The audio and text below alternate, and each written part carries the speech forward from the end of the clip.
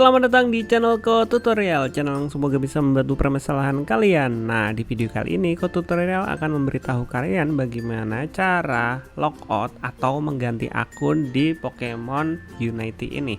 Nah, langsung aja ke cara yang pertama. Cara yang pertama, kalian harus klik tombol subscribe yang ada di bawah guys, yang warnanya merah. Nah, itu cara pertama.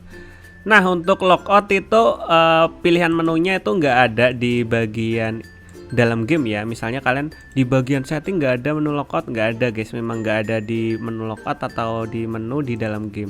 Caranya kalian harus keluar dari gamenya. Kalian harus keluar.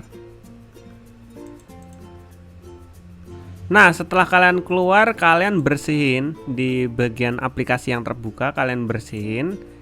Nah, setelah kalian bersihin, kalian buka lagi Pokemon Unity-nya guys.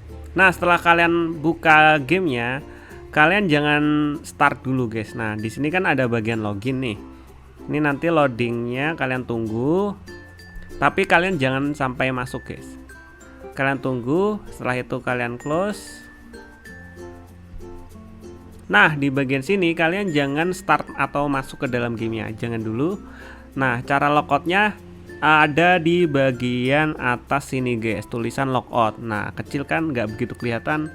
Soalnya Tutorial kemarin cari caranya logout itu agak susah. Jadi di sini kalian tinggal pilih di bagian logout sini guys. Ini bisa kalian gunakan untuk keluar dari akun ataupun mau ganti ke akun lainnya. Kalian tinggal klik logout.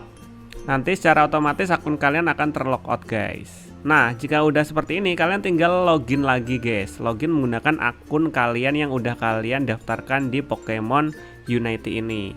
Nah, di sini kalian bisa login menggunakan Google ataupun menggunakan akun yang udah kalian daftarin, misalnya Facebook atau Nintendo akun. Nah, kita bakalan login melalui Google aja guys.